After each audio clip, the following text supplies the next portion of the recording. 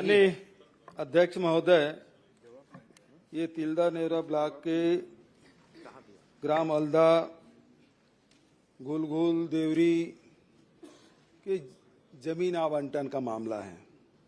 इसमें कई विभाग हैं अध्यक्ष महोदय, क्योंकि गांव का मामला है तो जमीन का मामला है तो राजस्व विभाग हो गया, पंचायत का प्रस्ताव है मतलब पंचायत विभाग हो गया, आवंटन उद्योग विभाग ने किया है तो उद्योग विभाग भी है, और पर्यावरण स्वीकृति आपका है अंतिम। तो लेकिन मंत्री जी, पर्यावरण मंत्री जी से ये प्रश्न है, माननीय अध्यक्ष महोदय, अलदा गांव में जो जमीन आवंटन की बात हुई थी, ग्राम पंचायत के जो प्रस्ताव है उसमें 2 अतिरिक्त लाइन जोड़ी गई। इसकी शिकायत गांव वालों ने की और विभागीय 3 अधिकारियों के द्वारा जांच रिपोर्ट सौंपी गई। जांच रिपोर्ट कब सौंपी गई और उस आधार पर एफआईआर कब किया गया और एफआईआर में किनका नाम है, ये कृपा करके बता दें। माननीय अध्यक्ष महोदय, जैसा कि सम्माननीय सदस्य हमारे पूर्व मुख्यमंत्री जी ने बताया कि इस पूरे मामले में अनेक विभागों की भूमिका है, अनेक विभागों का कार्य इसमें सम्मिलित है। तो पर्यावरण विभाग की दृष्टि से मैं आपके बिंदु पर भी आऊंगा, बट पर्यावरण विभाग की दृष्टि से 2 स्टेज का परमिशन होता है। TOR टर्म्स ऑफ रेफरेंस जो जारी होता है वो एकदम शुरुआती होता है, और जो सेकेंड फेज होता है वो इन्वायरमेंटल सेफ गार्ड का होता है। तो इन्वायरमेंटल सेफ गार्ड जब जारी हो जाता है तभी कोई इंडस्ट्री अपना इंडस्ट्री लगाने का काम चालू कर सकती है, और इन्वायरमेंटल सेफ गार्ड के पहले ग्राम पंचायत के प्रस्ताव जरूरी है। हमारे यहाँ जो नियम बने हैं उसमें वो जरूरी है। तो अभी इस उद्योग के संबंध में जिसमें सम्मानीय सदस्य ने प्रश्न किया है उस पे कोई इन्वायरमेंटल सेफ गार्ड भी जारी नहीं हुआ है, उसके लिए उस कंपनी द्वारा कोई आवेदन भी नहीं दिया गया है, और ग्राम पंचायत का कोई प्रस्ताव इन्वायरमेंट बोर्ड के समक्ष प्रस्तुत नहीं किया गया है। इसलिए हमारे बोर्ड के समक्ष तो कोई विषय आया नहीं। लेकिन सम्मानीय सदस्य ने जैसा कहा कि इस बारे में जब उनका प्रश्न आया आपके माध्यम से, विधानसभा के माध्यम से, तो हम लोगों ने पंचायत विभाग से इस संबंध में जानकारी मांगी। तो उसमें निश्चित रूप से शिकायत भी हुई थी कि लोगों ने गलत तरीके से लोगों ने उसमें ग्राम पंचायत का प्रस्ताव पारित किया है, ये शिकायत भी हुई थी। और एसडीएम के माध्यम से सीओ जनपद पंचायत, तहसीलदार और नायब तहसीलदार, जैसा सम्मानीय सदस्य ने स्वयं कहा, 3 सदस्यीय कमेटी बनी, और कमेटी बनने के बाद उसने जांच किया है, और जांच करने के बाद एफआईआर भी उस पर दर्ज किया गया है। लेकिन जो जांच की गई थी सभा अध्यक्ष महोदय, वो 6 जून 2025 का है, मैंने भी जानकारी लिया था। और इसमें जो एफआईआर दर्ज हुआ है थाना में, तिल्दा नेवरा थाना में, वो 22 जून 2026 का है। ये 2 डेट है। साल भर नहीं, मैंने तो ये पूछा किनके खिलाफ, वो भी उत्तर दे दीजिए। जी। माननीय अध्यक्ष महोदय, ये भी मैंने जानकारी थाने से मंगाई है, और थाने से जो प्राप्त जानकारी और ओवरऑल पंचायत विभाग से जानकारी प्राप्त हुई है उसमें जो बिना नाम वाला जो एफआईआर होता है वो दर्ज किया गया, और पुलिस इसकी विवेचना कर रही है। अज्ञात से नाम से एफआईआर दर्ज हुई है, और क्योंकि उसमें ये जांच रिपोर्ट की भी प्रति यहाँ पर उपलब्ध है, जिसमें कहा गया है कि जांच रिपोर्ट स्पष्ट कहता है अध्यक्ष महोदय कि वहां पर चर्चा की गई थी कि ये प्रस्ताव पारित नहीं करना है, इस तरह की बात जांच रिपोर्ट में दिखती है साफ तौर पर। लेकिन लास्ट में 2 लाइन प्रस्ताव पारित होने का लिखा गया है, ये भी जांच रिपोर्ट कहता है। तो उस 2 लाइन जो लिखा गया है जांच रिपोर्ट में, जो गलत तरीके से पाया गया है, उसके आधार पर पुलिस ने एफआईआर दर्ज की अज्ञात के नाम से। पुलिस विभाग के माध्यम से, थाने के माध्यम से इसकी विवेचना की जा रही है, और जो भी दोषी होंगे उनके खिलाफ निश्चित रूप से कार्रवाई की जाएगी। माननीय मंत्री जी, आपने राजस्व विभाग के, गृह विभाग के, उद्योग विभाग के, सारे विभागों का जवाब आपने दिया, और अपने विभाग में आज आपने संशोधित उत्तर दिया है। बचत विभाग के उत्तर तो ठीक दे रहे हैं, लेकिन अपने विभाग में संशोधित उत्तर आपने दिया है, और आपने मौखिक उत्तर में इसका उल्लेख भी किया है। जी, मेरा सवाल तो यह है अध्यक्ष महोदय कि ये कह रहे हैं कि मंत्री जी कह रहे हैं कि अज्ञात के खिलाफ सवाल उठता है कि जो पंजीयन रजिस्टर है पंचायत का, वो तो सचिव के पास रहता है, वो सरपंच के देखरेख में रहता है। तो अज्ञात कैसे? प्राथमिकी को सरपंच के और सचिव के खिलाफ होना चाहिए, क्योंकि आप 1 साल से एफआईआर नहीं किया अध्यक्ष महोदय। 1 साल लगा प्रतिवेदन आने के बाद, उसके पहले और लड़ाई चलती रही, उसके बाद जांच कमेटी बनी, जांच कमेटी की रिपोर्ट आया, उसके 1 साल बाद एफआईआर हुआ, और एफआईआर हुआ तो वो भी अज्ञात के खिलाफ। तो भाई आप सरपंच को क्यों बचा रहे हैं, सचिव को क्यों बचा रहे हैं? और सबसे बड़ी बात यह है, ये जो 2 कंपनी है जिसको अलाट हुआ है जमीन, वही तो लाभार्थी है। तो इनके नाम जब तक के नहीं लाएंगे तब तक की जांच कैसे करेंगे आप? माननीय अध्यक्ष महोदय, सरकार इसको निश्चित रूप से संज्ञान में ली है, तभी पंचायत एसडीएम के आदेश पर पंचायत विभाग और राजस्व विभाग को जोड़ते हुए जांच कमेटी भी बनी है, जांच रिपोर्ट भी आ गई है, जांच रिपोर्ट भी सम्मानित सदन में प्रस्तुत किया गया है, सम्मानित सदस्य को दिया गया है, और इस पे पुलिस ने एफआईआर भी दर्ज किया है। और मैं आपके माध्यम से सम्मानित सदस्य को, सम्मानित सदन को कहना चाहूंगा कि पुलिस विभाग इसकी विवेचना कर रही है, और इस विवेचना में सरपंच अगर दोषी होगा तो सरपंच के खिलाफ का भी कार्रवाई होगी, अगर सचिव दोषी होगा तो विवेचना में आएगा तो उसके खिलाफ भी कार्रवाई होगी, अगर कोई तीसरा व्यक्ति भी कोई किया होगा तो उसके खिलाफ भी कार्रवाई होगी। विवेचना में जो आएगा उस पर निश्चित रूप से कार्रवाई होगी। पुलिस विभाग इसकी विवेचना कर रहा है। बहुत हो गया, पर्याप्त नहीं आया था। मैं निवेदन कर कार्यवाही के लिए आपने जिस बिंदु को ध्यान आकर्षित किया था, एक प्रश्न और छोटा।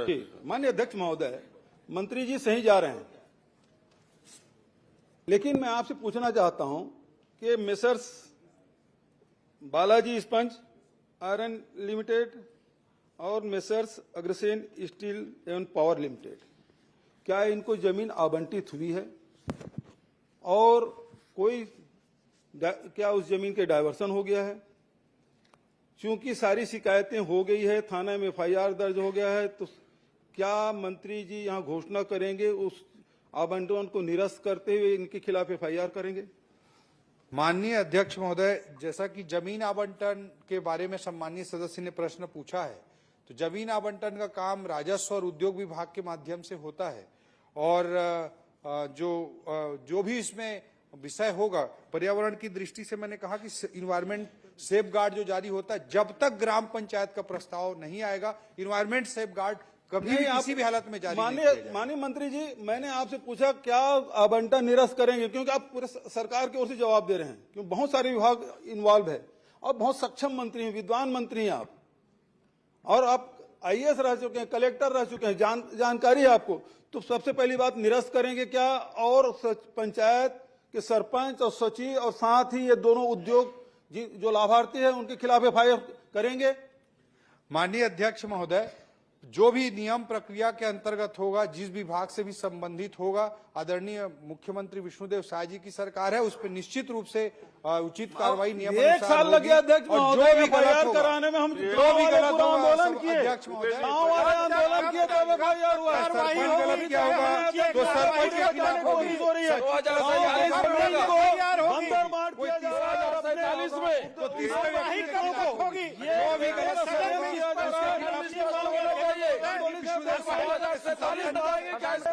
के जवाब से असंतुष्ट होकर सदन को गुमराह किया जा रहा है बार बार।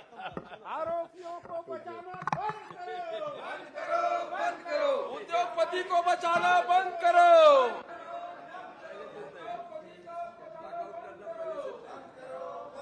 माननीय अध्यक्ष महोदय,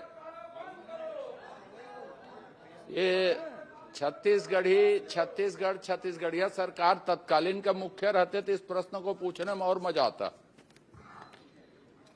रायपुर स्थित सेवाग्राम की वित्तीय भौतिक स्थिति में मेरा एक प्रश्न है माननीय अध्यक्ष महोदय। मैं आपको इसकी एक लाइन में बिना समय खराब किए पृष्ठभूमि बताता हूं। पिछली सरकार में लोक धन का कैसा दुरुपयोग किया गया, बिना किसी उसके आपको 1-2 उदाहरण बता देता हूं। इंटरनेशनल बोर्डिंग स्कूल एनआरडीए में अब वो जैसे 700 लोगों की क्षमता बना रहे हैं, तो उसका हॉस्टल बना है 350 लोगों का। वो कब शुरू होगा, कैसे शुरू होगा, कोई नहीं जानता उसको। अंतर्राष्ट्रीय टेनिस अकादमी बना के उसमें 22 करोड़ रुपया खर्च कर दिए गए, वो कैसे चलेगी उसको भगवान नहीं जानता अभी। अब उसी क्रम में ये आया है, क्या बोलते हैं उसको, सेवाग्राम। मैं माननीय मंत्री जी से ये जानना चाहता हूं, सेवाग्राम के लिए आपने 129 करोड़ रुपये लगभग स्वीकृत किए, जिसमें 104 करोड़ रुपया व्यय हो गया। तो ये सेवाग्राम है क्या चीज? आपने लिखा ये किया जाएगा वो किया जाएगा, लेकिन क्या किया जाएगा नहीं बताया। अब राम राज्य भी लिखा है इसमें आपने, तो राम राज्य कैसा था उसमें कल चर्चा कर लेंगे अपन, आज नहीं करते हो राम राज्य कैसा था उसमें। तो ये राम के नाथ झंडा बजरंगबली रिसा है ओकर चोरी कर ले था।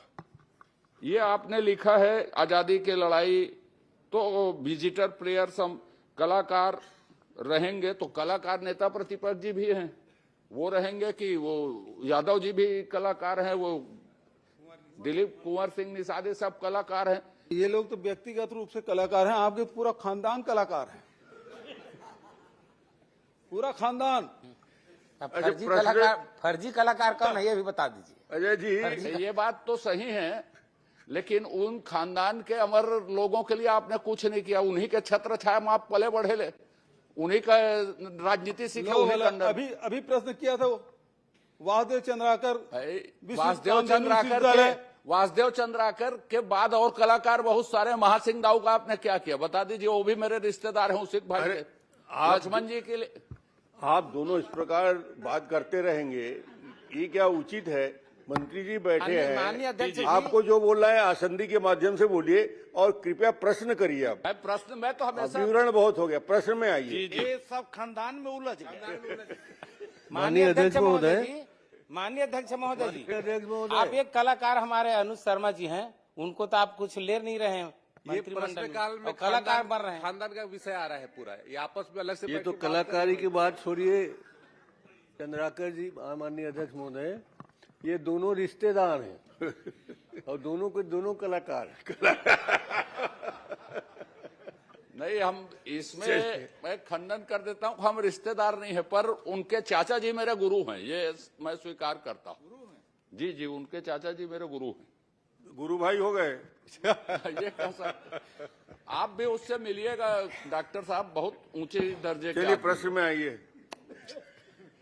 माननीय मंत्री जी, तो इसके अभिप्राय क्या थे, बनाने के उद्देश्य क्या थे, और इतनी राशि व्यय की गई, वो बाकी शेष राशि का क्या उपयोग होगा? और स्पेसिफिक जैसे मैं कुछ शब्द में, आपने फ्रीडम वॉक एवं राष्ट्र निर्माण की प्रक्रिया, तो राष्ट्र ये क्या है, इसका मतलब क्या है, ये बताइए, थोड़ा समझाइए। राम राज्य की संकल्पना, ये क्या है राम राज्य? माने आप कुछ भी लिख देंगे एक लाइन और उसमें राज्य का 125 करोड़ रुपया फूंक देंगे, ये तो अस्वीकार्य है। या तो आप एक दो कॉन्सेप्ट को बताइए, सदन जानना चाहते इस बात को, फिर मैं आगे पूछूंगा, या नहीं तो बाद में आप रखेंगे पूरे कॉन्सेप्ट को, जिसके कारण राज्य का 125 करोड़ रुपया फूका गया, ये बताइए। माननीय अध्यक्ष महोदय, ये पूरा जो प्रोजेक्ट है सेवाग्राम का, ये पिछली सरकार के समय का विषय है, और उस समय ये बातें लिखी गई थी, ये कॉन्सेप्ट लिखे गए थे, जिसके अंतर्गत आजादी की लड़ाई के मूल्यों, सिद्धांतों, आदर्शों तथा महात्मा गांधी जी के आत्मनिर्भर की राम राज्य की संकल्पना को अक्षुण्ण रखने, भावी पीढ़ी को उन मूल्यों की जानकारी देना, ये सब लिखा गया था।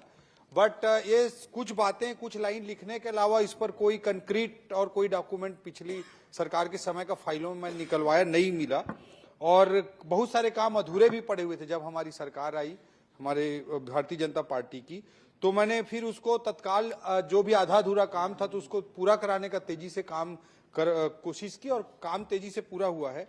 निश्चित रूप से इस पे आगे कैसे चलेगा, क्या होगा, किस तरह संचालन होगा, इस पर कोई डिटेलिंग कुछ नहीं था, लेकिन हमने इसको ध्यान देते हुए प्रयास किया है कि देश के ख्याति लब्ध जो संस्थान है, चाहे नानाजी देशमुख द्वारा स्थापित चित्रकूट में संचालित संस्थान है, या श्री श्री रविशंकर जी द्वारा संचालित संस्थान है, इस तरह के संस्थानों को भी हम अलग अलग 10 प्रकार के संस्थानों को कांटेक्ट अभी उसमें आया नहीं हो माननीय कि इसमें कैसे संचालित करेंगे, मैं कहा उस दृष्टिकोण से अब अच्छा उसका उपयोग हो, ये कोशिश नहीं। कर रहे हैं। मेरा विषय इसमें यह है, मैंने 2 संस्थाओं का और नाम लिया माननीय अध्यक्ष महोदय। इंटरनेशनल बोर्डिंग स्कूल, उसमें पैसे खर्च कर दिए गए 49-50 करोड़ रुपया, उसमें क्या होगा, कैसे होगा, कौन चलाएगा, कोई सेटअप नहीं।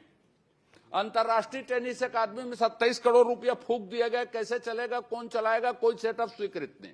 सेवाग्राम में 129 करोड़ में 104, 1 अरब से ऊपर राशि। कॉन्सेप्ट पेपर में कोई लाइन नहीं, क्या गांधी माने राम राज्य है, माने कोई कॉन्सेप्ट पेपर, कोई दृष्टिकोण दस्तावेज, कुछ नहीं। तो इस तरह से क्या आउटसोर्सिंग करने के लिए हमने 200 करोड़ रुपये से ऊपर को खर्च कर दिया? क्या ऐसा पर आप वित्त मंत्री हैं इसलिए मैंने एनआरडीए के भी हैं, क्या ऐसी राशि खर्च की जा सकती है कि बिना कॉन्सेप्ट पेपर के, बिना सेटअप के, बिना कोई उसके दृष्टिकोण के इतनी राशि खर्च कर दी गई? उसके चलाने के कुछ सिस्टम अभी तक तय नहीं। मैं तीनों संस्थाओं के नहीं, मैं तो आप प्रश्न एक ही में, तो क्या ये अनियमितता की श्रेणी में आता है कि नहीं आता है ये बताइए? बिजनेस रूल के खिलाफ है कि नहीं है ये बताइए? वित्तीय जो बजट अधिनियम है उसके खिलाफ है कि नहीं है ये बताइए मुझको। माननीय अध्यक्ष महोदय, एक और संस्था का जैसे कि सम्माननीय सदस्य ने जिक्र किया इंटरनेशनल स्कूल का, वो भी काफी बड़ा कैपिटल एक्सपेंडिचर वाला प्रोजेक्ट रहा है, वो भी पिछली सरकार के समय का ही है, और उसका भी कैसे संचालन होगा जैसे सम्माननीय सदस्य ने चिंता जाहिर की है, वो निश्चित रूप से बड़ी चिंता है। और जब भी हम सरकारी बजट का प्रयोग करते हैं, जब भी हम लोक धन का उपयोग करते हैं, तो उससे ज्यादा से ज्यादा आउटपुट कैसे, आउटकम कैसे आए, उस दिशा में हमको सोच करके करना चाहिए। और ये नियमों में भी इस तरह की बातें निश्चित रूप से हैं। तो हमारी सरकार आने के बाद चाहे सेवाग्राम हो, आप कैसे चलाएंगे मैं बाद में पूछूंगा। आपने स्वीकार किया लोक धन में आउटकम का ध्यान रखा जाता है। मैंने वही पूछा कि आपके बजट अधिनियम में, आपके बिजनेस रूल में, आपके 200 करोड़ रुपए में इसी 129 करोड़ रुपए मान लीजिए ये खर्च कर दिए जाए गए बिना किसी योजना के, तो इस पर कार्रवाई बनती है कि नहीं बनती है? किन किन नियमों का उल्लंघन हुआ है कि नहीं हुआ, ये मैं पहले जानना चाहता हूं, फिर आप संचालन कैसे करेंगे उसको पूछूंगा। माननीय अध्यक्ष महोदय, मैं सारे रूल्स रेगुलेशन जो भी इस दिशा में है सम्माननीय सदस्य को उपलब्ध करा दूंगा। नहीं, मुझको नहीं, इसको प्रदेश जानना चाहती है। 200 करोड़ रुपया किसी व्यक्ति की स्वेच्छाचारिता के में नहीं खर्च किया जा सकता, किसी की इच्छा सम्मान करने के लिए लोक धन नहीं है। आप बताइए, अभी आपसे आग्रह है, आप बता सकते हैं कि ये अनियमितता की श्रेणी में आता है कि नहीं आता है, और जिम्मेदार अधिकारी या लोक सेवक जो भी रहे कोई कार्रवाई करेंगे क्या ऐसे दुरुपयोग में? माननीय अध्यक्ष महोदय, दोनों प्रोजेक्ट जो सम्मानीय सदस्य ने चिंता जाहिर की, गिरा है, मैं एक आपके बाहर है अंतर्राष्ट्रीय टेनिस अकादमी जी, 3 प्रोजेक्ट की चर्चा की है सम्मानीय सदस्य ने अध्यक्ष महोदय। तीनों के तीनों पिछली सरकार के समय के विषय हैं, और मैं निश्चित रूप से मैंने जैसा कहा कि जो भी नियम कानून उपलब्ध है मैं सम्मानीय सदस्य को भी करा दूंगा।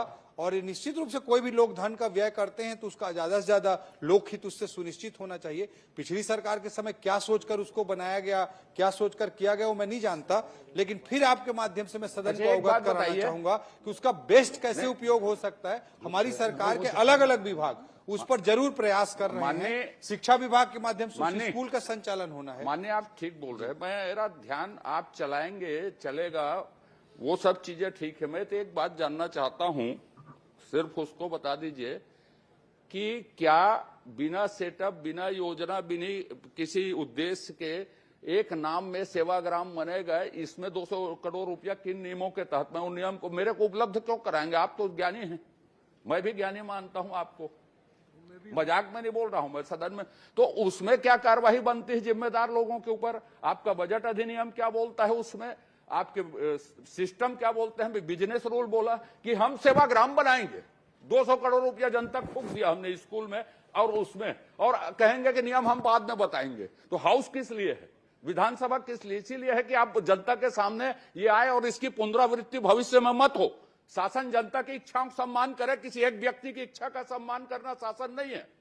तो इसको सुनिश्चित करेंगे क्या आप? ये बताइए, जांच और सुनिश्चित कार्रवाई के भविष्य में ये न, यदि नियम में नहीं है तो इसको सुधारा जाएगा। ये कुछ कांक्रीट घोषणा कीजिए।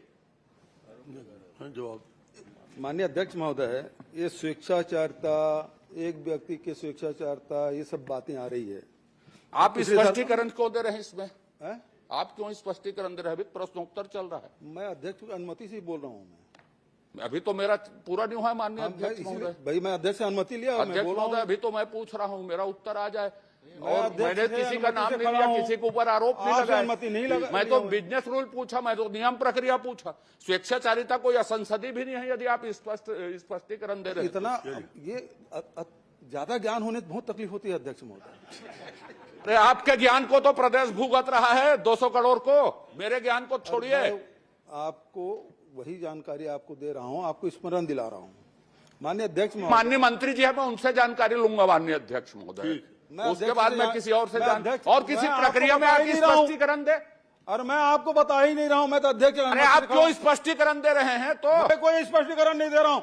खड़े किस प्रक्रिया में? मेरा प्रश्न चल रहा है, मेरा प्रश्न चल रहा है, फिर खड़े किस प्रक्रिया में? मैं अध्यक्ष की अनुमति से खड़ा हूं और अध्यक्ष ने अनुमति दी है। खड़े होते हो तो बार बार आप कौन होते टोकने वाले? चलिए अब आप कौन होते टोकने वाले? मैं अध्यक्ष में अनुमति से खड़ा हूं। मैं भी उसी तरफ देख के बात कर रहा हूँ, किसी दूसरे तरफ देख के बात नहीं कर रहा हूँ।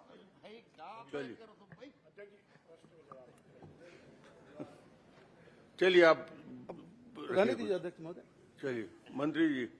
माननीय अध्यक्ष महोदय, अभी ओकर कका गुरुरी से अब वो हो गए दुश्मन शुरू। वाह, नेता प्रतिपक्ष जी, मेरा प्रश्न चल रहा है। अजय जी अब जवाब सुनिए, आप जवाब सुन लीजिए। आपको भी खड़े नहीं होना चाहिए दूसरे भाई, इसी प्रश्न खड़ा हो जाए इनको अधिकार। हम लोग कभी आप इनके प्रश्नों पर खड़ा हो जाए तो इनको आपत्ति हो जाती है। बैठिए, कृपया बैठिए। आप जवाब खड़ा हो जाते बार बार। भूपेश जी कृपया बैठिए। माननीय अध्यक्ष चलिए महोदय, जवाब आ जाए। प्रश्न बहुत देर हो गया, जवाब दीजिए आप।